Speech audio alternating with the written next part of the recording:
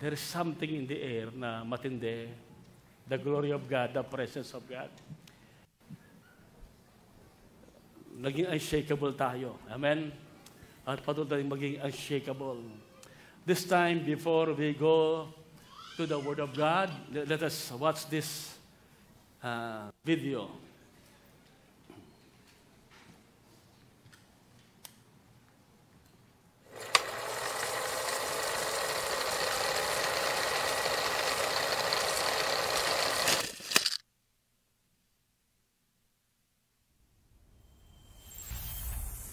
We need a word from the Lord to start the new year right. Ang word na pinakita sa akin ng Panginoon this year, 2024, yung word na unshakable.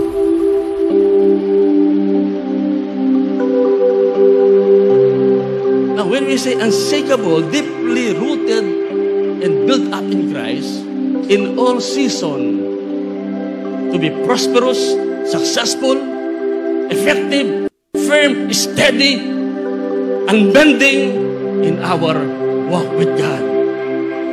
Because of Jesus, kahit anong sitwasyon, He has made you a conqueror. Huwag po niyong kalimutan na patuloy po si Jesus ang nagmamay-ari sa atin.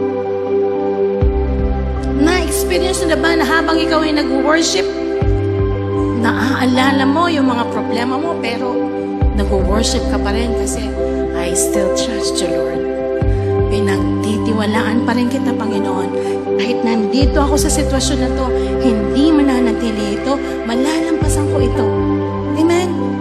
Hindi mapipigil ng anumang problema o pagsubok yung ating pagsamba kasi kilala natin ang ating Diyos.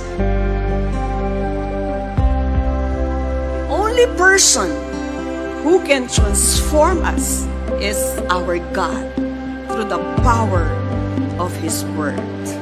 Sa maingay na mundong ito, kailangan naririnig mo ang salita ng Diyos. Naririnig mo ang Panginoon. We will hear from God. Expect something good today. God will reveal something good in your heart through His Word. Through His Word. Open your spiritual eyes. Lord, I pray for opening our spiritual eyes, our ears, our heart to hear and to see you today. You are fully capable, fully equipped to fight and overcome. On ourselves, we are not capable. Pero sabi, the capacity, yung lakas, biyaya, talino, galing sa ating Panginoong Jesucristo. Paniwalaan mo. Hindi ang sinasabi ng tao, hindi ang circumstance, hindi ang feeling mo. Paniwalaan mo ang sinasabi ng salita ng Diyos. I can do all things through Christ who gives you the strength. The agenda of God is greater than your physical illness. Ano man yan? In Him, we live and move and have our being. Ang nagbibigay ng panahon sa atin, kung hanggang kailan tayo mabubuhay, ang nagbibigay po ng mga dagdag na mga araw pa sa buhay natin ang Panginoon.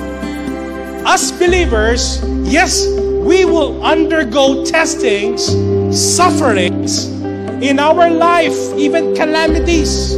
But one thing is for sure, kasama po natin ang ating Panginoong Jesucristo.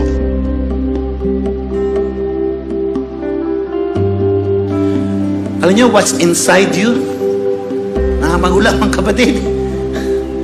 I am born out of a seed of heaven. You have the DNA of heaven. We are created in the image of God. Meaning, you have God's power within. If you will let the truth sink down in our hearts.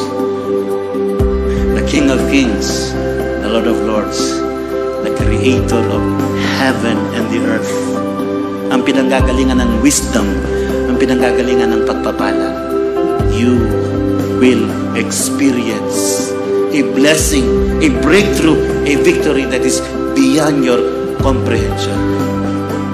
Are we ready for 2025? Tapusin po natin ang taon na ito sa liwanag po ng pangwalang hanggan at umpisahan ang bagong taon na may marugdog na paghahangad sa Diyos at may banal na pagkatakot na maghahatid sa atin sa isang maka-Diyos na pamumuhay.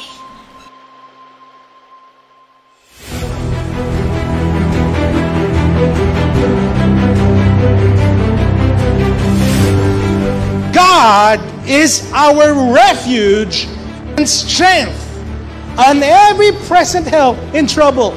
Nagsimula po ang salmong ito hindi doon sa suffering, hindi doon sa bagyo o pagyanig.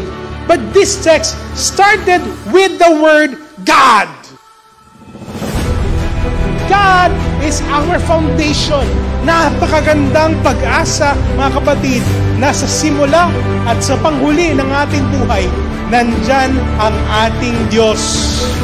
God is our refuge and He is our strength. Siya ang ating sandigan. Siya ang ating kalakasan.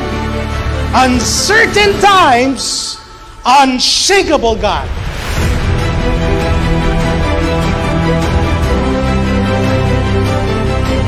Kaya magpasalamat tayo sa Diyos dahil kabilang na tayo sa kaharian niya na hindi mayayanig. We belong to a kingdom that cannot be shaken. The kingdom of our Lord Jesus. Mapalad ang taong nagtitiwala at lubos na umaasa lamang sa akin. Matutulad siya sa punong kahoy na itinanim sa tabi ng ilog na ang ugat ay umaabot sa tubig. Ang punong kahoy na ito'y hindi manganganib. Dumating man ang tag-init at mahabang tagaraw. Palaging sariwa ang mga dahon nito at walang tigil sa bawon. Unshakable! Amen! Hallelujah! Praise God! Doon din po, no? Doon pa lang pwede tayong umuwi, no?